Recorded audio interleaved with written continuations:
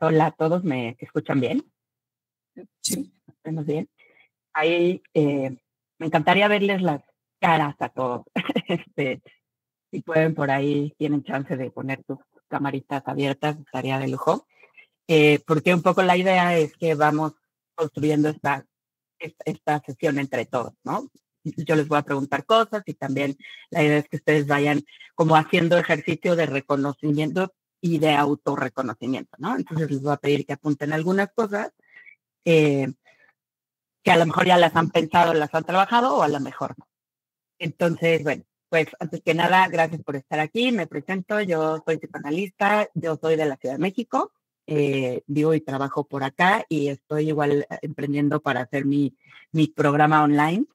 Y bueno, mis especialidades, yo me dedico mucho a trabajar con personas que tienen depresión, ansiedad y, bueno, algún tipo de neurodivergencia, especialmente les diría que TDA y TDAH, ¿no? Que a veces también suelen ser derivados de muchos años de depresión y ansiedad, ¿no? O sea, es una sintomatología que se va juntando de muchos años de tener alguna patología, ¿no? Entonces, bueno, para empezar aquí y empezar a entender un poquito con quién estoy hablando, me encantaría que me pudieran decir quiénes de ustedes han sentido ansiedad en su vida. Si puede levantar su mano, por favor. Ok. Muy bien. ¿Quiénes de ustedes consideran que la ansiedad es una cosa con la que tienen que lidiar, digamos que día a día? Más o menos, por ahí, Claudia. Ok, perfecto. ¿Alguien de ustedes conoce a alguna persona que tenga un trastorno de ansiedad? A que tenga ataques de pánico, que haya sufrido desregulaciones por acá, ok. Bueno, entonces, digo, más o menos, creo que todos hemos estado en contacto con cómo se ve la ansiedad y ahorita les voy a platicar algunas cosas, porque a lo mejor hemos tenido mucho más contacto del que en realidad a veces creemos que tenemos, ¿no? Sobre todo, yo les diría, llegan muchos pacientes a la consulta y empiezo yo a como a ver varias cosas y les pregunto, oye, ¿nunca has pensado que tienes ansiedad o que esto? No, para nada, ¿no? Y de repente pues empiezo a revisar un montón su historia de vida y veo que tienen una ansiedad bruta, ¿no? Que su sistema nervioso está desregulado desde hace muchos años. Pero como ya es su normalidad, pues no lo detecta, ¿no? Entonces, bueno, les voy a platicar un poquito, básicamente, un estudio que se ha hecho sobre el cerebro y han encontrado como dos lugares principales donde se aloja el origen de los comportamientos ansiosos, ¿no? Uno es como mucho más fisiológico y es en la amígdala, ¿no? Acá les voy a enseñar un mapita. ¿Se ve ahí? Por acá está la amígdala, ¿no? Lo que nos dicen sobre la ansiedad que se genera en la amígdala es que es esta ansiedad que te llega al cuerpo. Es una cosa que no atraviesa el pensamiento. Está en nuestro cerebro reptiliano y entonces, ¿cómo lo vamos a notar? Lo vamos a notar en sudoración, en las manos temblorosas, en sentir taquicardia, sentir dificultad para respirar, mareos, poder sentir que tengo ganas de vomitar, tener la panza revuelta, ¿no? Tengo un examen, tengo una entrevista, tengo esto y la panza, ¿no? Toda esta sintomatología nos va a indicar que nuestro cuerpo está teniendo una respuesta fisiológica a una situación ansiosa. Entonces, el tema de este tipo de ansiedad es que generalmente no está apegada a una situación necesariamente que yo pueda pensar, es que me está pasando esto porque estoy yendo a una entrevista, ¿no? A veces simplemente es algo que se dispara desde un lugar que pareciera que no tiene ninguna lógica que esté pasando. Y es muy importante entender los diferentes tipos de ansiedad porque pues también se atacan de diferentes maneras. Si yo trato de lidiar con una ansiedad que viene a nivel de respuesta fisiológica, desde el pensamiento, estoy hablándole con instrucciones en chino a un alemán. Digamos que no estoy machando los sistemas. Entonces, lo que voy a tener que hacer es, cuando tengo una ansiedad fisiológica, voy a tener que hacer avances que vengan también desde un lugar fisiológico. Ahorita les voy a explicar un poquito más. Ahora bien, hay otro tipo de ansiedad que lo podemos reconocer mucho más en el pensamiento. Y este se genera en el córtex. Por acá también se los enseñó en este mismo dibujito, ¿no? O sea, está en esta parte. La amígdala está por acá y esto está en el córtex. ¿Qué pasa con ese tipo de ansiedad? Digamos que es una ansiedad como mucho más que viene generada del pensamiento. ¿Qué tipo de cosas podemos encontrar aquí? La rumiación, el tener ideas que se nos meten en la cabeza y no nos dejan en paz y porque estás con esa idea y tú dices, ya quiero pensar en otra cosa y no puedes, ¿no? Patrones de pensamiento como muy estructurados y muy fijos, empezar a tener escenarios catastróficos, fantasías de cosas horribles que nos van a pasar. Bueno, esta ansiedad la podemos, digamos, catalogar acá como una ansiedad mucho más mental. Esta ansiedad, sí, digamos que es mucho más fácil trabajarla desde un lugar, desde el pensamiento, ¿no? Entonces, por eso es importante primero hacer esta diferencia.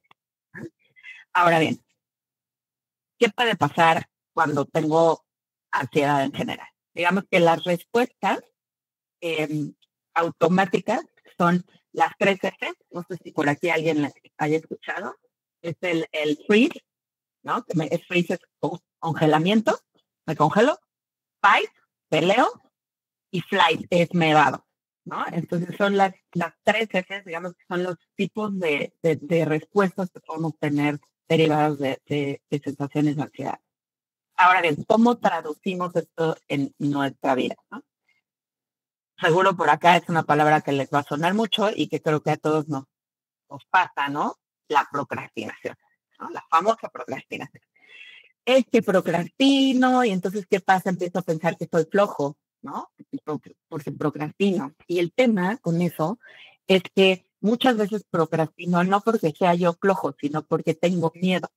Porque tengo miedo a enfrentarme con una situación que tal vez no voy a poder lidiar. Si yo tengo que hacer una tesis de mi doctorado, es real, que los voy a compartir, ¿no? Por ahí es una empresa, ¿no? Que uno es una cosa grande, tienes que hacer algo, tienes que proponer unos buenos casos clínicos, tienes que proponer una idea, a lo mejor un poco innovadora.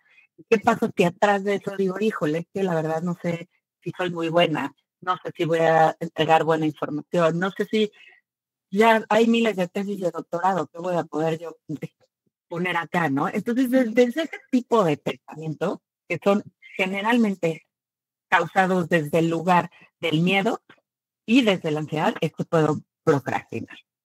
¿Qué otra cosa puedo hacer como respuesta a la ansiedad? Evadir conductas, cualquier tipo de conducta se va, ¿no? A ver, ahí creo que me encantaría que abran sus micrófonos y jugar un poquito, participar con ustedes. A ver, ayúdenme a poner acá qué tipo de conductas creen ustedes que podrían ser conductas evasivas a raíz de sentir miedo o de sentir ansiedad. Lo que se les ocurra, no hay bien y mal. A veces como que me pongo a ver tele así como para evadirme, puede ser o no, así como ver televisión, como Totalmente. esos atracones de series que, no sé, me pongo a... Sí, como que me he visto así como en el pasado, en vez de como de lidiar con la herida, como que me pongo a evadirme a través de la televisión, o antes del alcohol. Justamente tocas puntos así, álgidos. ¿Alguien más quiere mencionar alguno? Ponerte a hacer otras cosas que crees que son igual o más importantes que lo que realmente tienes que hacer. Totalmente. O sea, tengo un deadline y tengo que entregar un trabajo y me pongo a doblar la ropa porque pues seguro eso es más importante, ¿no? El sistema de prioridades, digamos que se empieza a confundir. ¿Alguien más? Claudia. Buscar continuamente cosas para hacer, para no pensar, para no... Sí, totalmente. Llenar mi agenda, ¿no?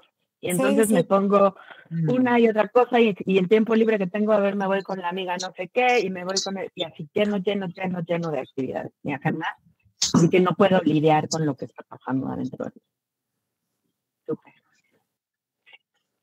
Alguien más, si quiere, me dice participar o incluso adelante, tomen el micrófono. A mí me gusta mucho que estas charlas sean así, pues muy en vivo, ¿no? Para que sean enriquecedoras realmente para ustedes y para mí también. Entonces, bueno, en general, digamos... ¿Comer igual o no? A veces comer, como que comer en exceso. Comer. O sea, todas las adicciones, y aquí me gusta hacer como un enlace, ¿no? Al tratamiento de las adicciones. Todas las adicciones, o sea, el problema no es el consumo de la sustancia o de la situación. El tema de las adicciones es para qué lo hago. Y generalmente, cuando te vas a revisar la historia de las personas que tienen algún tipo de adicción, tienen ansiedad. ¿Y qué están buscando? Calmarse. ¿Por qué me tomo la botella? Porque me calma, porque lo que quiero es apagar el switch de mi cabeza, que ya no tolero los pensamientos intrusivos. Estoy cansada de estarme todo el día hablando de esta manera, ¿no? Porque el diálogo interno se vuelve insoportable. Entonces, las adicciones, drogas, alcohol, sexo, ejercicio, comida, relaciones, trabajo, o sea, no solo son las cosas malas, ¿no? Que conocemos, el alcohol, las drogas son malas, no, las cosas buenas, como las relaciones, como el trabajo, como el hacer ejercicio, también pueden ser adicciones. Y el problema es que tapan cosas, ¿no? Entonces, yo he tenido, por ejemplo, pacientes que tienen una adicción muy fuerte a hacer ejercicio. ¿Y qué pasa? Acaban desgastando su cuerpo. Entonces ya se lastimaron la rodilla, ya se fregaron el tobillo. ¿Por qué? Porque están metiendo su cuerpo, digamos, lo están forzando. Es como si metieras un coche y le metieras la quinta todo el tiempo y lo traes corriendo a todo. Y lo que pasa es que no se dan cuenta de que esas conductas tienen que ver con que los apaciguan, con que les ayuda a que su cabeza se calme. Y lo que uno quiere es bajarse de ahí, ¿no? Valeria, entonces, sí. Yo, sí, que se, Claudia, acá, para que se calmen, porque a mí me pasa que son, todo me viene pensamientos negativos. Entonces, que se calme todo eso es estar o estar durmiendo y levantarme para comer algo, porque me parece que hasta voy a soñar cosas negativas. Claro, y entonces uno empieza a tener, y esto es como que es súper triste, porque uno tiene miedo a tener miedo, ¿no? O sea, cuando empiezas y te acuestas en tu cama y dices, pues tengo miedo de no dormir, de no poderme dormir, porque ayer pasé una noche, tuve 4 horas dándole y no me pude dormir. Entonces a lo mejor ya y me empieza a dar miedo, cuando te anochece me empieza a dar angustia, porque ya sé cómo tengo que ir a la cama. Entonces ya sé que en la cama voy a empezar otra vez. Una consulta. ¿Sí? ¿Y en qué momento como que una práctica es beneficiosa y en qué momento la práctica puede ser como autodestructiva? ¿Cómo uno puede como diferenciarla? Porque igual hacer ejercicio es bueno, pero quizás hacerlo en exceso es malo. Pero uno, ¿cómo puede, o el sexo, o cómo nos relacionamos con otros? Sí, justamente. ¿Cómo se puede como diferenciar? Es como todo, es una línea y no te podría decir que hay una especificidad porque pues cada quien tiene diferentes niveles de energía, ¿no? O sea, para mí a lo mejor correr 40 kilómetros me muero, ¿no? Pero pues un atleta, pues correr esos kilómetros, pues hace un maratón cada 3 meses. Entonces, digamos que hay un rango para cada persona. Entonces, si yo voy conociendo cómo funciona mi cabeza, si yo voy conociendo también mis capacidades, entonces es que puedo encontrar ese medio, ¿no? Para, digamos, que mantenerme en el equilibrio.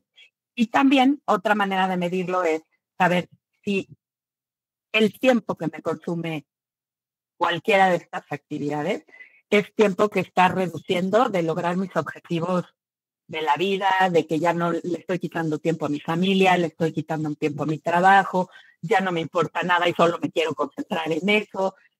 Digamos que ese sería otro factor que nos ayudaría un poco a medir si me estoy pasando. O sea, obviamente, pues a quien no le gusta el sexo, ¿no? Por ejemplo. Claro, pero si ya solo pienso en sexo, pues entonces ya no me puedo concentrar en lo que estoy haciendo. Por ahí estoy en mi trabajo y no estoy trabajando, estoy pensando y fantaseando en otra cosa. Por ahí estoy con mis hijos y no estoy haciendo caso a estar presente. Entonces, digamos que esos límites estructurales son de cada cabeza. Y un poquito ahorita, digo, les voy a más adelante a dar como algunas tips que podemos ir incluyendo para empezar a cuestionarnos esto y para poder medirnos a nosotros mismos, porque al final del día, aquí lo que se trata es de hacer una gestión efectiva de nuestro psiquismo y de nuestra salud. Para mí, trabajar, bueno, con tantos pacientes y con tanto sufrimiento, porque en realidad estar así genera muchísimo sufrimiento. Yo lo he experimentado en diferentes etapas de mi vida y aparte de que lo estudio, yo estudié esto también para lidiar con mi propia cabeza porque a mí me tocó un caballo bien brioso, digamos, ¿no? Y entonces, ¿qué pasa? Que lo que yo he aprendido también con los años es que uno no viene a cambiar su cabeza, a su caballo. No te van a dar otro caballo y quien te lo prometa te está mintiendo. Pero lo que sí es que yo te puedo dar herramientas, las mejores herramientas, para que tú seas el mejor jinete de tu caballo. Y entonces ya sepas que tu caballo de repente se acelera, ¿no? Y entonces le tienes que, le jalas tantito la cuerdita. Ya sabes que tu caballo de repente se echa. A ver, órale, ¿cómo le hacen para que se pare, no? O sea, justamente el tema es que uno vaya conociendo muy bien su mente, ¿no? Sus patrones y su actitud de pensamiento para poder irme moviendo de una mejor manera, yo manejando, ¿no? Porque lo que pasa cuando digamos, la salud mental se deteriora, es que hay otra parte que no es ni yo, que está manejando el coche. Y yo siento que me traen arrastrando. Entonces, ahí es como un cambio de control que uno puede aprender a gestionar de una mejor manera sus pensamientos y sus emociones. Entonces, bueno, antes de pasar a esa parte ya como de aterrizar un poquito más, quiero hablarles de cómo llega uno a tener el sistema nervioso desregulado, porque pues uno no nació así, ¿no? Entonces, bueno, hay una manera muy bonita que Freud describió, ¿no? Porque además era un gran literato, que habla de series complementarias. Series complementarias es suma de diferentes tipos. Entonces, una serie complementaria para pensar prácticamente todo el tipo de patología mental es o sea, digamos, mi predisposición genética es, ahora sí que es como mi constitución, así como yo tengo una constitución física, soy alto, soy chaparro, soy morenito, tengo los ojos de este color, tengo el pelo chino, tengo una constitución psíquica que va a tener que ver con mis genes, ¿no? O sea, ni modo, ahora sí que así nos tocó en la ruleta y pues traemos genes de varias generaciones y por ahí puede haber patologías mentales en esos genes, ¿no? Podemos tender un poco más a la depresión, podemos tender un poco más a la ansiedad, podemos incluso tender a ciertos desarrollos neurodivergentes que tienen que ver con nuestros genes que nos tocaron en la feria.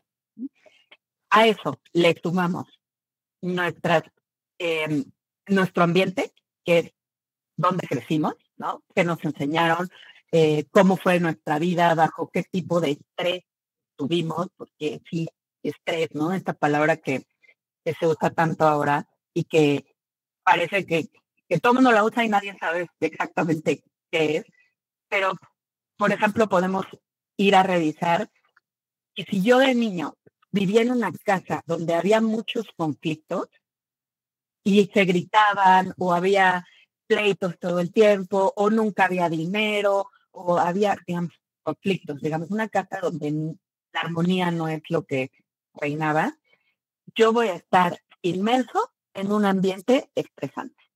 Y mi mamá estaba embarazada de mí y estaba deprimida, tuvo un duelo, se murió una persona querida para ella, tuvo un impacto, tuvo un choque, digamos, todo lo que pasó en el embarazo de mi mamá y en la lactancia, para mí va a tener una repercusión en mi salud mental también.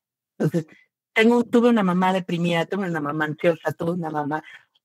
Eso es parte de lo que puede trasladarse a que nosotros después desarrollemos cierto tipo de estructuras mentales. Entonces, y mis experiencias, ¿no? Entonces, esa es la suma. Ahora bien, ¿qué tipo, o sea, cómo pensamos el ambiente? Y ahí los invito a que en su hojita cada quien me haga favor de escribir. ¿Cómo pondrían en una frase, ¿cómo era el ambiente en el que ustedes crecían? ¿Qué tipo de ambiente? Pónganle una descripción de algunas palabras que ahorita alguien que me lo quiera compartir, de ahí podemos partir como para irlo analizando juntos. Pero yo les voy a ir leyendo un poco algo que yo escribí, ¿no? Una sensación continua de miedo, una sensación de que algo malo va a pasar, de que va a haber pleitos, de que las consecuencias son desproporcionadas. Uy, se me cayó el agua, ya me gritaron, ya me castigaron, me mandaron a dormir, me mandaron a encerrar a mi cuarto porque tiré la comida. Las fallas no se permiten, ¿no? Niño, así no se hace, ya te he dicho 1000 veces. ¿Qué es eso? ¿Qué genera en nosotros? Una respuesta especial. Una intolerancia al aprendizaje, porque digamos que uno aprende echando a perder. Uno aprende a hacer las cosas practicando y generalmente nos van a salir más. Es por cuando estoy aprendiendo, ¿no? Porque pues, así aprendo y voy perfeccionando. El problema es que cuando no hay una tolerancia al proceso de aprendizaje, eso genera mucha frustración. Y al mismo tiempo, como yo aprendo esto de las personas que me cuidaron, yo aprendo que, por ejemplo, no es permitido en mi ambiente las fallas. Entonces, los procesos de aprendizaje se pueden ver atravesados también por eso, ¿no? Y entonces, de repente, de grande, me puedo volver a alguien a quien le cuesta mucho trabajo poner atención y aprender. Porque lo que hay en mi cabeza es una idea de que me van a regañar, de que me van a gritar, de que no la puedo regar. Y entonces, ¿qué surge? Una necesidad de control. Y yo no me puedo dar el lujo de aprender cagándola, perdón por la palabra. ¿Qué voy a tratar de hacer para evitar que esto pase? Controlar la situación. Y entonces voy a empezar a pensar mucho, planear, digamos, adelantarme muchos escenarios. Entonces voy a pensar en escenarios. Y esa es una característica de las personas que viven con ansiedad, que a veces hasta sienten que pueden leer como cosas, ¿no? Que pueden prever el futuro. Me ha pasado muchas veces, no, es que yo veo las cosas desde antes, yo sé que va a pasar esto, tengo una mala noticia, no es magia, tienes ansiedad. ¿Por qué? Porque tu cerebro está tan preparado, ¿no? A lo malo que puede venir a pasar, que se pone a trabajar a 1000 por hora. Entonces, toda esa cuestión de decir, híjole, qué cañón, yo estaba pensando en esta situación y de repente pasó, implica que tu sistema nervioso en general, en lugar de estar relajado, está arriba. Pero esto se vuelve mi normal. Y entonces yo ya no lo ubico. Yo ya no me doy cuenta que opero desde un lugar de la ansiedad. Lo que pasa es que opero desde ahí siempre. Y la calma, además, se me vuelve algo rarísimo. Justo cuando en los procesos uno empieza pues a mejorar un poco en esto, una de las cosas que pasa con los pacientes es que se sienten rarísimos, porque están tan acostumbrados a la adrenalina del sistema nervioso arriba, siempre a tope, pensando, pum, pum, vamos a hacer esto, ¿no? Que empiezan a sentirse rarísimos de ese espacio mental que se empieza a desocupar cuando uno empieza a lidiar de mejor manera con estos procesos, ¿no? Entonces, bueno, ahí voy a hacer una... Sí. Ay, creo que está muy fuerte. Pregunta, ¿también podría ser la parte de ser como, o tener mucha autoexigencia, de ser como esta parte perfeccionista? Por supuesto. Digamos que esto se trenza con la exigencia y el perfeccionismo, ¿no? O sea, porque justamente cuando tengo una interrupción en la posibilidad de tener procesos de aprendizaje, lo que voy a lograr a través del control es tener una exigencia muy enorme, muy grande, ¿no? Entonces, voy a pintar algo y como no me quedó fregón desde el primer día, probablemente o lo dejo o me enojo y me frustro muchísimo conmigo, ¿no? Entonces, puedo tener, digamos, que esas características van asociadas a mi carácter y uno las piensa como que, pues, es que es mi carácter, así soy. Y no, todo esto son consecuencias de algo que yo viví. El tema es que se refleja a nivel sistema nervioso y es ahí donde conectamos el tema de la mente con el cuerpo. Nuestro sistema nervioso está arriba, ¿no? Entonces, ¿qué necesitamos aprender a hacer? Necesitamos aprender a parar. pagarla, a navegarlo de una mejor manera. Y va a ser rarísimo al principio, porque uno muchas veces no sabe qué hacer con ese espacio que estaba ocupado siempre en resolver cosas del futuro y en tener esos escenarios, porque además me da una fantasía de control. Y entonces, ¿qué pasa? A la cabeza no le gusta no tener certeza, ¿no? O sea, siempre va a meter, o sea, no nos gusta tener el hueco en blanco. Entonces, ¿qué pasa cuando hay una experiencia nueva? Pues me voy al pasado, saco una y la pongo aquí, aunque no tenga nada que ver con lo que estoy viviendo en este momento. Que no nos gusta el vacío, que le da miedo. Ahora bien, ¿hay alguna pausita para ver si alguien me quiere compartir lo que escribió ahorita, ¿no? Para ver cómo era su ambiente, un poco pensando en el ambiente donde crecía. ¿Algún valiente? Yo escribí, bueno, varias cosas similares a las que mencionaste. Okay. Yo escribí que con ausencias, peleas, regaños, sin fallas. Okay. Ese es como si tú te vas a tu casa del pasado, ¿no? Porque tenemos esta capacidad de hacer estos zooms para adentro y tú así te imaginas el ambiente de tu casa. Entonces, ¿qué pasa cuando tú eres niño y estás constantemente expuesto a ese tipo de ambiente? ¿Qué es como reacción? Y aquí me gustaría que tú me dijeras, o sea, un poco de lo que hemos venido hablando, ¿dónde te has identificado? Con esa parte que dices de la frustración. Entonces hay cosas que no te permites aprender del todo. No es que no me permita aprender, sino que si no sale como yo lo quiero, me frustro. Te frustras. Ajá. Pero sí, o sea, sí lo intento, sí aprendo, o sea, pero si no es algo como yo en mi mente, como dices, esta anticipación de crearla, de que tiene que ser así y así y así, si sale de esa estructura, me frustra. Justo. Y entonces, ¿qué pasa? Es más difícil, ¿no?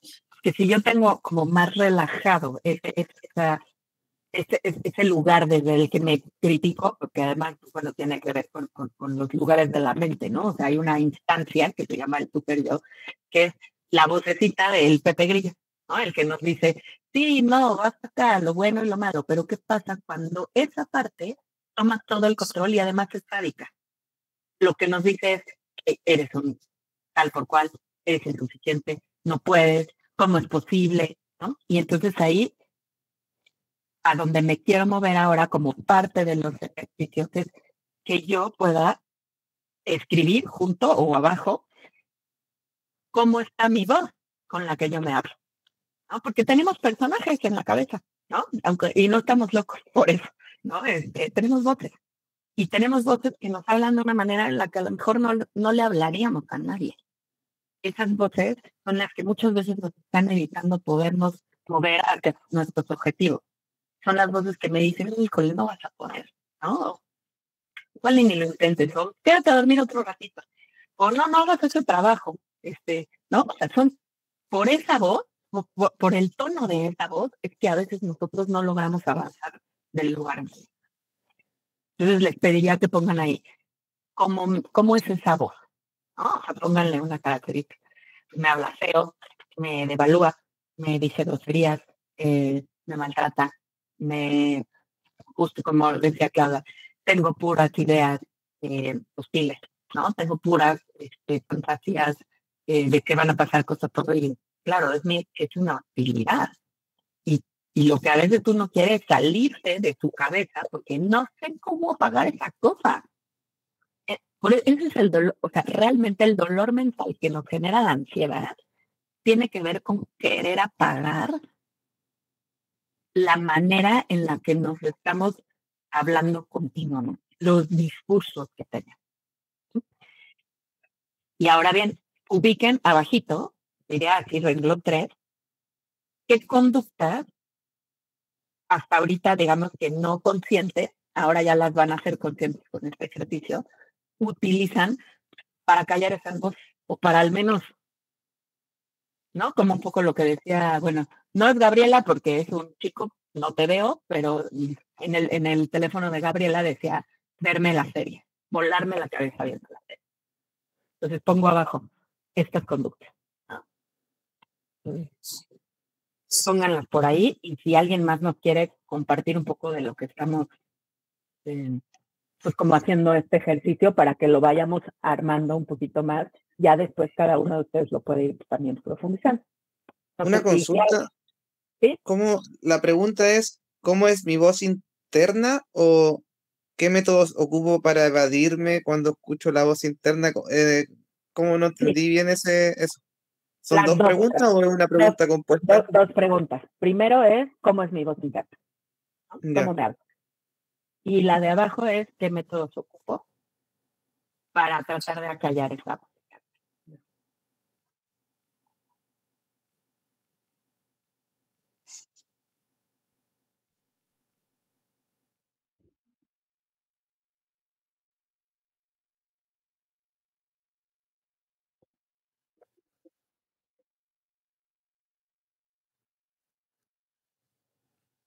Y ahí no sé si Gladys, tal vez, hace ratito querías... Sí, hola, ¿qué tal? ¿Cómo les va?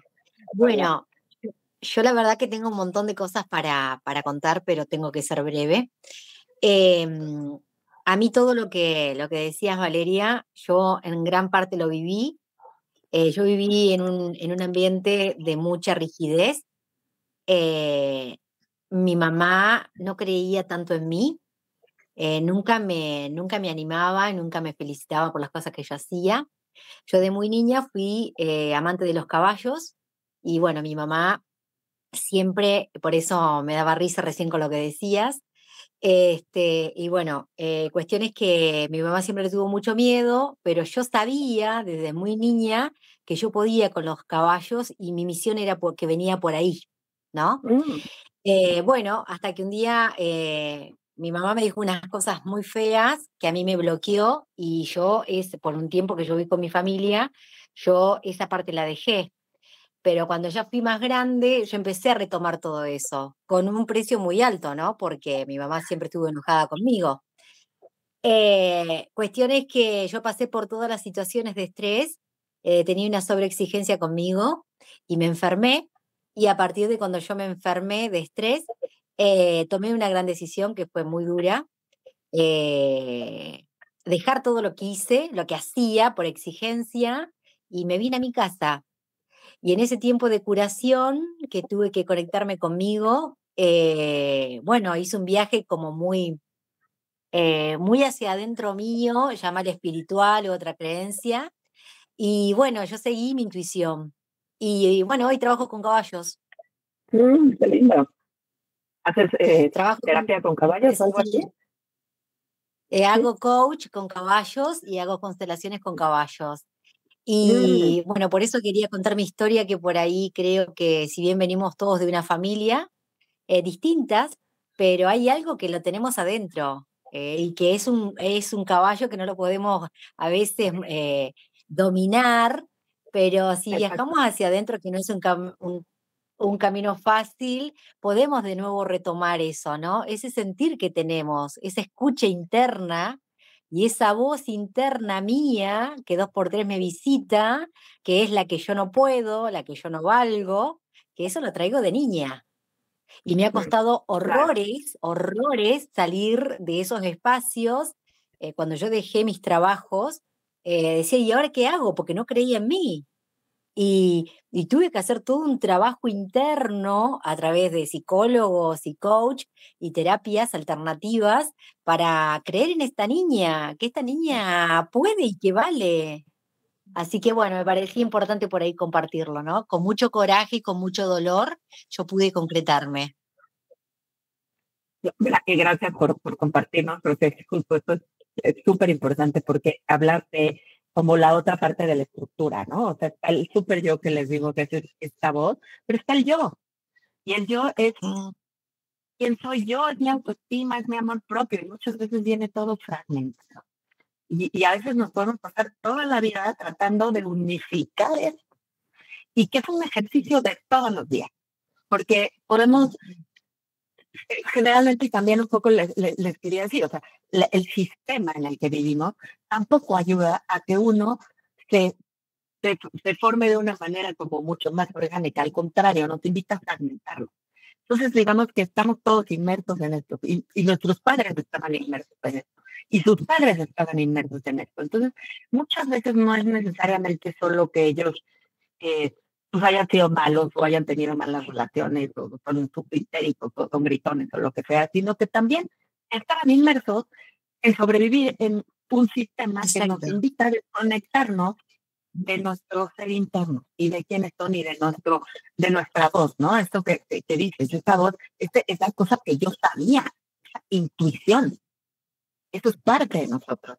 Y el tema es que ir trabajando esto, ir solidificando nuestro yo, es lo que va a hacer que nosotros también podamos acercarnos un poco más a nuestros propósitos de vida, ¿no? Como desde un lugar mucho más orgánico, ¿no? Menos positivo, porque la forma en la que hemos aprendido a aprender es desde la imposición, no desde el amor, ¿no? No desde el cuidado, no desde el, a ver, pues cómo crece una plantita, que le vas echando agüita y le podas acá, y hay veces que le tienes que cortar una plaga, y hay veces que le tienes que echar unos bichitos. Es lo mismo con nosotros, y esto es una labor de todos los días. Aquí, para mí, el tema de la salud mental es maravilloso, me encanta, digo, soy una apasionada de esto y además a mí me ha cambiado la vida, pero es algo que es para todos los días, ¿no? A veces me dicen, ¿cuándo voy a parar? Nunca. Es que diario, o sea, esto es gimnasia mental. Así como vas al gym, ¿cuándo vas a parar de ejercitar tu cuerpo? Nunca, el día que te mueras, porque no lo puedes dejar de mover. Lo mismo acá, lo que pasa es que no nos enseñan a hacer gimnasia mental y eso es un poco lo que, digamos, hacia dónde va mi propuesta, ¿no? De cómo me gusta trabajar. Que tú hagas tu gimnasia mental, porque además yo tampoco quiero tenerte aquí 80 años en mi consultorio. Yo quiero que sí vengas y trabajemos, te voy a enseñar a pensar, te voy a enseñar a mapear tu mente, tus patrones de pensamiento, que tú veas cómo te regresas todo el tiempo a esto y empieces a poder lidiar con ellos, pero que te lo lleves y que te vayas y estés en tu casa todos los días haciendo tu gimnasia mental cuando estés hablando con tu hijo, cuando hables con tu jefe, cuando estés haciendo tu trabajo, cuando estés escribiendo algo, cuando vengan estos momentos de duda sobre ti. Entonces, bueno, un poco, si lograron ya como identificar estas voces, yo les diría, este es el ejercicio, ¿no? Y así se trabaja también un poco con temas de creencias limitantes, también como con tema de autoestima e inseguridad, porque claro, pues, es muy fácil y muy bonito creerme cuando estoy siendo chingón, ¿no? Pues qué fácil, es muy fácil quererme cuando estoy triunfando en la vida, ¿sí? Pero cuando no es fácil quererme, cuando fracaso, cuando no me salen las cosas como yo quiero, cuando tengo errores, cuando trato mal a alguien, ahí es cuando es difícil creerme y ese realmente es el amor. Pero cuando en el lugar que no está bonito, cuando ahí puedo decir, aquí estoy, ¿no? Yo estoy aquí y te valoro y no porque la hayas arruinado en esta ocasión, no porque hayas tomado una mala decisión, no porque no te salió esto, ya no te quiero, porque entonces es un amor condicional. Yo ya sé que aquí amarré otro tema, pero es que todos estos temas, digamos que pues van juntitos, ¿no? Entonces, un poco regresando al ejercicio que estamos haciendo, no sé si, ¿cómo te llamas, Animal Zen? Me llamo Harry. Harry. No sé si, Harry, tú que empezamos contigo en el primer nivel, nos compartirías qué lograste identificar del punto 2, que es cómo es mi voz, cómo me hablo, y punto 3, qué conductas son las que utilizo para acallar mi voz. Pues luego ya no quiero hacer las cosas o me digo que no puedo y me hablo mal. ¿Te devalúas? ¿Cómo? ¿Te devalúas? Pues sí, un poco, sí. Sí, pues es que sí, ¿no? Al final cuando uno te dice esas cosas es aplastarlo. Pues sí. ¿Y qué hago? Pues me pongo a ver el teléfono, Claro, busco hacer otra actividad. Y entonces, ¿qué pasa? Que se refuerza el círculo, porque entonces me da culpa. Ya que me pasé 5 horas viendo la tele, ¿no? O el teléfono. Instagrameando, ¿no? Ahí pasando, y al rato llegó la noche y no hice nada de lo que tenía que hacer para lograr mis objetivos o mis proyectos. Y entonces, ¿qué se refuerza? La culpa, y la culpa que refuerza el sistema de castigo. Soy un tal, ¿cómo es posible? Ya pasó otro día, no hiciste nada. Un poquito todo esto que les voy platicando justo es para empezar a hacer el siguiente ejercicio. Cuando yo logro identificar, cuando yo me logro pensar pensando, es una cosa muy loca, ¿no? Pero imagínense como en el cine, como si estuviera viendo una película, hacer un zoom out, ¿no? Es un ejercicio que uno puede aprender. Así uno empieza a tomar a su caballo. Yo necesito poder empezar a verme pensando, pensarme pensando, y entonces decir, estoy teniendo este pensamiento. No soy este pensamiento. Lo que pasa es que no estamos acostumbrados a hacer como que estos movimientos. Creemos que nuestras emociones y nuestros pensamientos somos nosotros. Y en realidad no es cierto. Son pensamientos, son emociones, pero no necesariamente son lo que yo soy todo el tiempo. Entonces, hacer este ejercicio de tomar. Y lo mío que es todo lo contrario a la procrastinación. Ahorita vamos para allá. Hacer este ejercicio de zoom out me puede servir para decir, mira, estoy en este momento que pasó esta situación, yo me hablé de esta manera, dije esto, hice esto, entonces puedo tener opción.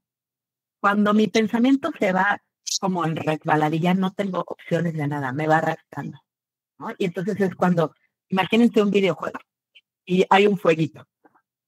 Imagínense que pasa un fueguito. Sí, un fueguito es un pensamiento catastrófico. No voy a tener dinero, ¿no? Me voy a quedar sin dinero, no voy a tener para pagar la. Sí, ese es un pensamiento que llega. Yo agarro generalmente ese pensamiento y en lugar de verlo desde allá, lo empiezo a hacer más grande. ¿Cómo lo hago más grande? Sí, porque no logré esto y no me está yendo bien y no sé qué. Y le empiezo a echar leña al fuego. Y entonces al rato ya no tengo un fueguito, tengo un incendio de este tamaño y tengo ansiedad, porque ya me asusté. Porque ¿qué hice? Le di a este pensamiento que iba atravesando por acá, le di mucho poder en mi cabeza. Entonces, parte de la técnica que yo utilizo para lidiar con ello es que uno empiece a trabajar en estos zoom out de identificación de pensamientos. No lo voy a negar. ¿Qué pasa? Si lo niego, si lo rechazo y lo niego, también lo aplasto, que es como que es una es alguna conducta que muchas personas también hacen, pero lo que pasa con eso es que luego traigo otro tipo de síntomas. Al rato ya traigo el síndrome del intestino irritable, ya traigo colitis, ya traigo artritis, porque ¿qué pasó? Lo somaticé. Entonces, tampoco va por ahí. No se trata ni de rechazarlo ni de negarlo. Se trata de poderlo ver. Y entonces, cuando empiezo a hacer este ejercicio de zoom out, y es con práctica, no va a salir a la primera, es una cosa que se practica todos los días, pero entonces puedo empezar a decidir, ¿no? Es decir, aquí está este pensamiento, ¿qué voy a hacer con él? ¿Me voy a incendiar la cabeza? ¿O voy a decir, ok, lo registro, ya vi que estoy pensando que no voy a llegar a fin de mes con mis cuentas, ¿no? O sea, sí lo reconozco, pero no le voy a llenar de más angustia y de más devaluación y entonces ahí, ¿qué pasa? Que detengo el patrón de pensamiento común, que es de una cosa pequeña hacer un incendio grande. Entonces, ¿qué pasa? Aprendo todo el tiempo a revisar y esto lo hago con un montón de cosas, ¿no? O sea, un poco la idea aquí y lo que quiero que se lleven como de este día es que ustedes logran castigar tu cabeza si ustedes practican su pensamiento, ustedes pueden llegar a montar su caballo y ser jinete, porque entonces los juegos no van a decidir cómo soy yo. Voy a decidir cómo soy yo. Yo. Mi pensamiento no me arrastra. Mi emoción no me arrastra. Yo puedo empezar a gestionar de otra manera. Ahora bien, a esto le podemos sumar técnicas, ¿no? Técnicas importantísimas que tienen que ver con hábitos. Obviamente, las personas con ansiedad tenemos que hacer ejercicio, ¿no? No es siquiera, ¿no? Yo he visto así, les digo, aquí no es si te da tiempo, no es si te sobró al final del día, no es, bueno, a ver, no, aquí es parte de, porque cuando uno hace ejercicio, digamos que quema un poco de energía que a veces está disponible ahí de más, porque somos personas que tenemos un sistema nervioso que está alterado. Entonces, de entrada, digamos, es como si ya estuvieras ganando traes una pila de reserva, como si trajeras tu teléfono y las pilas estas que se le pegan acá atrás, ¿no? Y te voy a ir hasta el lado y no voy a tener dónde cargarme, llevo una pila de reserva. Funciona un poco así, ¿no? Entonces, por ejemplo, para las personas con ansiedad, hacer ejercicio es un biokit, ¿no? Y de hecho, para la ansiedad que viene de la amígdala, la que les platiqué, que es mucho más sintomatológica, cuando tengo este tipo de ansiedad, ponerme a sentir lo que tengo que hacer es a su mismo nivel con algo fisiológico. ¿Qué me puedo poner a hacer?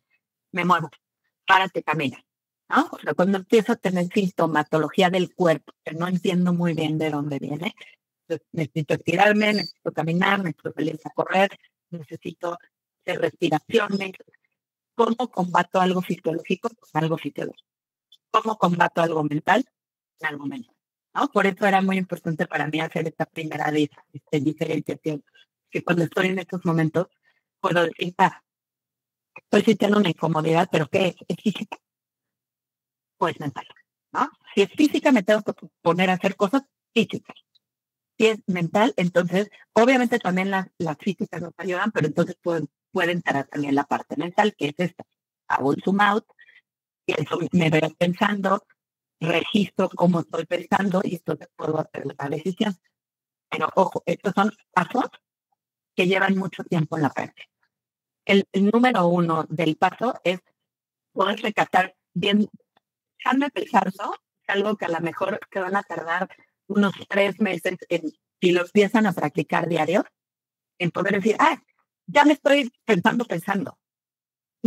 Digamos que aquí los pasos no son, pues hago el 1 más el 2 más el 3, no. Primero necesito acceder al primero, y ya cuando estoy en el primero, entonces puedo a lo mejor acceder al segundo paso, porque incluso pasa a veces que estoy en el primer paso y me sigo yendo de boca, que me estoy viendo pensar y de todas maneras genera un intento en mi cabeza, pero porque ese es el patrón de pensamiento y echarlo para atrás no va a ser tan fácil. Si uno lleva funcionando así, llevo 30 años, llevo 40 años funcionando así, ¿no? Entonces, digamos que ese cableado, para cablearlo hacia otro lado, pues va a tardar, lleva para, ¿no? Entonces, bueno, hasta aquí me gustaría saber si está claro, si quisieras que en algo les aclarara un poquito más.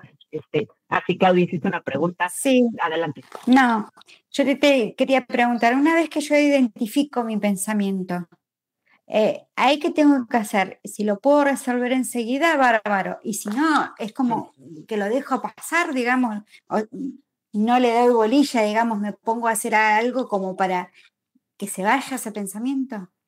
Sí, un poco es justo, ¿no? O sea, primero la cosa de la identificación, ¿no? Ya que lo identifiqué y lo vi, si tengo capacidad, ¿no? Y eso es algo que se va a ir desarrollando. Si tengo capacidad de gestionarlo diciendo, ok, está esto, lo reconozco, pero no voy a actuar en consecuencia de la manera en la que siempre lo hago, que es agobiándome más, ¿no? Entonces ahí digamos que estoy tomando una decisión de frenarlo, no lo estoy negando, lo estoy frenando y es como eso, como dejarlo que pase, ¿no? O sea, que pase, lo reconozco, aquí está, pero no me estoy parando ahí a pensar los demás, y a ponerle sí, porque entonces, y además no pagué el no sé qué, entonces además no voy a tener el no sé cuánto, y y toda la caderita que me lleva a pensar, híjole, voy a acabar viviendo bajo de un puente, ¿no? Porque así somos en la cabeza, así hacemos. Se viene una y más, todos los pensamientos son negativos. Catastrófico. Y entonces, ¿qué pasa? Apagar un solito de esa manera es fácil, pero apagar un cuerpo de frío ya no es fácil. Y es donde nuestro cuerpo entra con síntomas. Y a veces puedo tener incluso un ataque de pánico, puedo tener un ataque de ansiedad, ¿no? Derivados de esta forma de ir gestionando el pensamiento. Entonces, ¿qué más? ¿Qué más me querían preguntar? Adelante, Betina. Buenas noches a todos. He estado escuchando todo. Primero, jamás tuve ningún incidente ni de pánico ni de ansiedad. O sea, sí ataques de ansiedad, que es lo que deriva a un ataque de pánico, pero he tenido a mi hermana, mi hija y a una amiga. Siempre tuve la capacidad de ayudarlas al principio, ya les explico de qué, de ayudarlas. No sé por qué, pero siempre estuve ahí y pude ayudarlas. Después comencé a estudiar yoga. Soy instructora de yoga. Aprendí que la respiración es una herramienta fundamental. ¿Sí? Fundamental. Lo que no significa que yo como instructora de yoga no entre en pánico por momentos. Por ahí le decía a todos, digamos, Gladys también mostró una parte de su vida.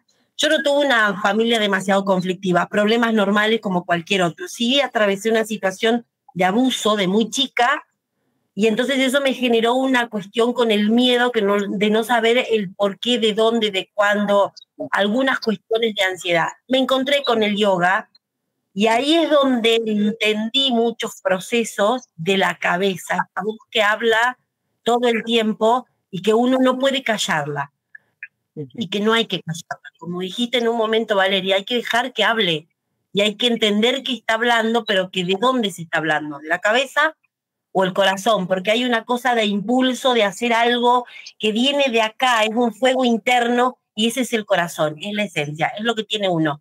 Y después está la cabeza que se cruza en el medio y dice, no, esto no va por allá. Hace 8 años que hago yoga. Aprendí muchísimas herramientas. Logro entender, logro aceptar, logro manejar. Pero no quiere decir que no me agarren por momentos, situaciones en las que no sé para dónde disparar y quiero largar todo. Se escucha retumbe porque en este momento estoy en mi espacio. Después de 8 años de andar por todos los espacios dando clases de yoga, estoy en mi espacio. Junto con una socia, tengo mi espacio por primera vez.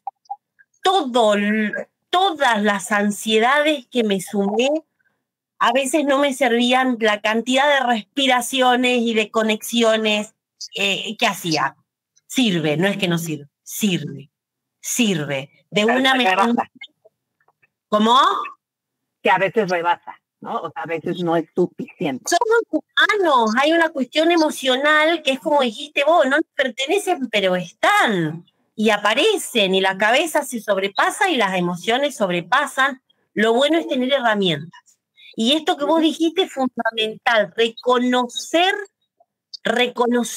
el pensamiento que nos está agobiando, que nos está matando, para decir, bueno, yo siempre me hice la cabeza así de grande. Bueno, ahora no, ahora estás acá, estoy pensando esto. No, estoy pensando que mañana no llego. Bueno, ya está, vemos mañana qué hago. Hoy ya está, ya me martiricé demasiado. Pero bueno. Además, perdón, no puedo interrumpir ahí porque creo que algo. El mensaje que quería dejar es que no se trata de aprender a utilizar las herramientas. O sea, algunos están iniciando y no saben qué herramienta agarrar primero, pero cuando se tienen las herramientas, el saber identificarla, primero el síntoma y después con la herramienta. Es eso, nada más. Que no hay ni buenos ni malos, ni más arriba, ni más abajo, ni más niveles, ni menos niveles. Somos humanos, tenemos emociones y la cabeza nos martiriza. Así que, nada. Y son procesos, ¿no?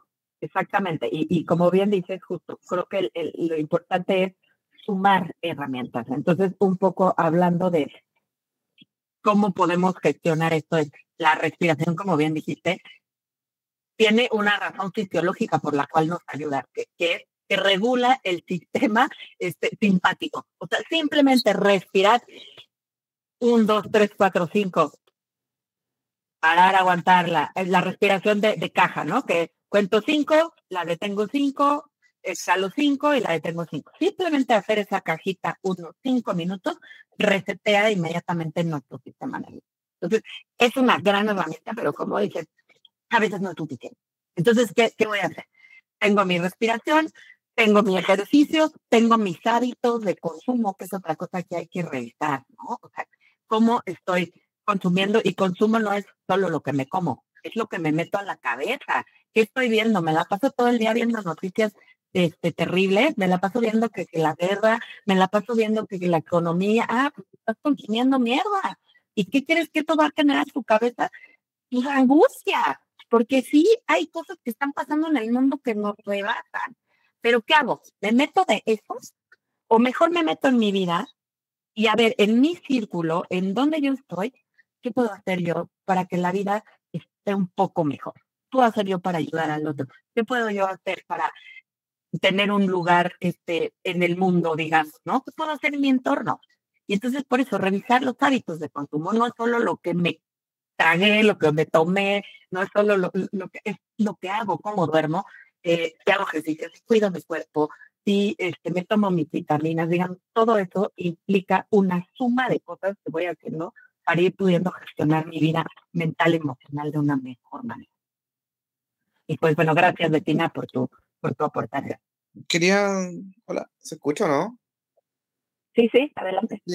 Con el tema de como volver al inicio de cómo gestionar la ansiedad, yo estoy en una zona donde como que fue malamente popular porque hubo un incendio, no sé si supieron en Chile que hubo un incendio como murió harta gente, entonces como que mi trayecto al trabajo en ese tiempo era como pasar todo el rato por donde fue la catástrofe.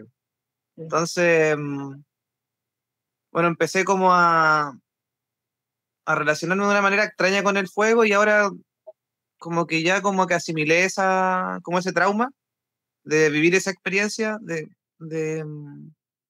porque igual murió harta gente y como yo estoy metido en un proyecto medioambiental, como que una parte del cerro se quemó.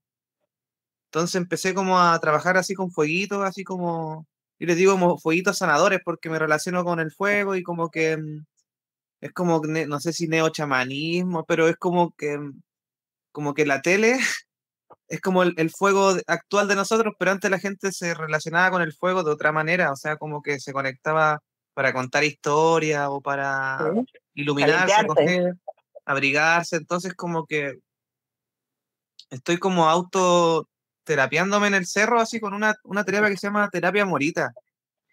No sé si lo ubica, pero como que está relacionada, la primera parte de la terapia es como de reposo total y aislamiento. Y me ha costado igual, o sea, como aplicármela porque estoy acostumbrado, no sé, pues estar escuchando música, leyendo, y como que llegar a ese silencio me ha costado mucho. Entonces como que estoy en esa parte de darme unos momentos como de silencio y estoy en ese proceso, o sea, como que de asimilar como que a veces no hay que hacer nada, o para poder llegar a la emoción, donde está la herida, hay que dejar que aparezca, pero a veces uno viendo tele o escuchando música o leyendo se mete otras letras o otras narrativas en la cabeza y no llega a la emoción pura, y por eso uno se enferma. Entonces, como que al menos estoy en ese proceso pues, de como ya relacionarme con la herida y sin tenerle miedo a qué me voy a encontrar ahí. Pues. Porque al final hablas del trauma, ¿no? O sea, justamente el trauma es algo que queda ahí tipo y que si lo niego, pues me va a seguir arrastrando. Sí, me siento con él y a veces toca sentarse con las emociones y los pensamientos dolorosos y sentarte en esos procesos para poder salir adelante de ellos. Sí.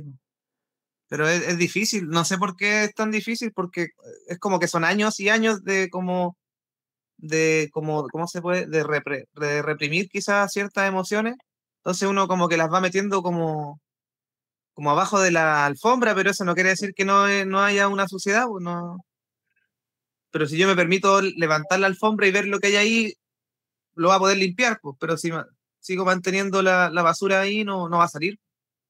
Claro, y ir un poco porque lo que pasa es que hacemos como estas bolas de estambre y al final es que luego no sabemos ni por dónde empezar, ¿no? Entonces, para desenredar no es todo al mismo tiempo, ¿no? De hecho, pues es el trabajo que hacemos los terapeutas, Sí, ir jalando una hebrita, porque pues, si yo te abro absolutamente todo al mismo tiempo, pues vas a acabar más angustiado del que ya estabas, ¿no? O sea, vamos como un hilito por un hilito, y entonces que tú puedas ir identificando, este dolor viene de acá, esta emoción viene de acá, esto de acá, vas haciendo un mapeo de tu propio mundo interno.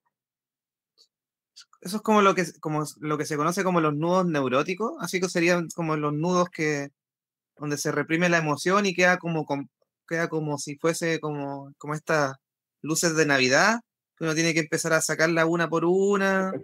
¿Así se trata o no? A mover el foquito de las viejas, ¿no? Las luces Claro. viejas que les apretabas el foquito hasta que encontrabas cuál era el que estaba fallando, ¿no? Justamente. Y una consulta, ¿eso como cuánto tiempo lleva o no lleva, no hay como un tiempo claro, eso como que cada persona es diferente? Sí, justamente, ¿no? O sea, no te podría decir un tiempo, porque además hay que ver justo el nivel de trauma, ¿no? Porque también hay de vidas a vidas, de historias a historias y de interpretaciones a interpretaciones que uno hace, ¿no? Son procesos, o sea, en general no son procesos rápidos, tú te lo puedo decir, pero justamente no hay una temporalidad, también depende tu nivel de tolerancia al dolor, ¿no? Por ejemplo, porque al final también es un poco lo que vamos haciendo en la terapia, que vamos aguantando un poquito más ver las heridas, sentarnos con ellas, hablar con ellas, ¿no? Entonces vamos ensanchando esa capacidad y depende mucho de la persona, de su mente y de su historia y del tipo de trabajo que esté haciendo, ¿no? Y de todas las herramientas que le metas también. Porque bueno, acá veo, pues sabemos personas que andamos buscando, ¿no? Andamos buscando cómo sanarnos también. Sí. Gracias, igual. Gracias por permitirme ahí comentar mi proceso. Gracias. Gracias a ti. Bien. Bueno, Valeria, tenemos una pregunta más y ya cerramos y te agradecería si le podés dejar como una tarea antes de cerrar a los chicos. Y bueno, gracias. Claro que sí. ¿Cuál es la última pregunta? Perdón, ¿quién va a participar? Creo que soy yo. Creo que soy yo. Hola, adelante. Hola, ¿qué tal? Son dos rápidas. Una, pues bueno, dices que hay que hacer, si la ansiedad es fisiológica, hay que hacer movimientos, cosas así. Si es mental, igual, pero ¿qué nos recomiendas hacer? O sea, ya dijiste que es un proceso que tarda, ¿no? Controlar todos los pensamientos, pero si empiezo, bueno, me ha pasado y sé qué pasa, empiezo a hacer ejercicio, pero así el pensamiento, ¿no? Llega un punto en que se te olvida porque pues te tienes que al final debes de enfocarte en el presente y, ok, estoy haciendo ejercicio y luego sigo, ¿no? Pensando en aquello, pero igual en la mente, en hacer el zoom out, pues puedes como que, creo que en el zoom out es un poco más difícil como que detener el pensamiento, ahí como que, o sea, ¿qué recomiendas hacer como para tratar de calmar esa voz, ese pensamiento y en realmente enfocarnos? Y la otra cosa es, bueno, hablando ya como en todo el ejercicio que se hizo, yo más que pensar o decir, o creo que, bueno, creo que va lo mismo, en lugar de decir soy tal cosa, porque soy, no sé, insultarme, más bien me enojo así de, ¿por qué no le dije esto? ¿Por qué no hice esto? Y dentro de ese enojo, pues me lleva supongo que es a la tristeza y estoy, pues más bien yo me clavo como más hacia la tristeza más que hacia el insulto. Eso es digamos que tengo que hacer más un trabajo, como dijiste, de ver por qué en casa qué pasaba, cosas así. Pero bueno, esa es como mi experiencia de que en lugar de insultarme, decirme, soy una tonta o cosas así, más bien me enojo y el enojo pues me lleva a la tristeza. Okay. Y justo tocas un punto interesante, porque muchas veces tenemos un núcleo melancólico junto con el núcleo ansioso. Digamos que esto casi siempre vamos a encontrarlo así, ¿no? Entonces, esto de lo que tú estás hablando justo es el núcleo melancólico, porque va hacia mí, ¿no? Es ese enojo que sientes hacia ti y esa tristeza que te lleva muchas veces al no moverte, ¿no? Entonces, un poco te diría, o sea, creo que parte de lo que te va a servir mucho es identificar esa voz, y esto es parte de, aprovecho para poner lo que me pidió Iván que les dejara, algo que me ha servido mucho con los pacientes y que además es algo, como se vuelve algo fácil de recordar y gracioso, nos sirve mucho para trabajar esto. Yo les pido que describan esta voz, ¿no? ¿Cómo es esta voz interna? ¿Cómo es el lenguaje de esta voz que me está hablando? Y ponle un nombre. Y entonces les voy a compartir algunos nombres muy chistosos que he trabajado con algunos pacientes, ¿no? O sea, tengo una paciente que dice, es que son mis chihuahuas. No paran, ¿no? Otra paciente dice, la reina de corazones, ¿no? Y así es algo con lo que he venido jugando con algunos pacientes y funciona muy bien. Porque entonces, cuando estoy en la vida y sale por ahí mi chihuahua, puedo decir, puta, ahí está el chihuahua. ¿Qué necesito hacer? Ya le puse un nombre, ya identifiqué qué está pasando. ¿Qué significa el chihuahua para mí? El chihuahua es una voz que es intrusiva, que es rumiante, que no me deja seguir pensando, le pongo las especificidades y entonces puedo empezar a jugar con esto para ponerle digamos que es una manera en la que puedo calificar, como identificar de una mejor manera esa parte de mi mente.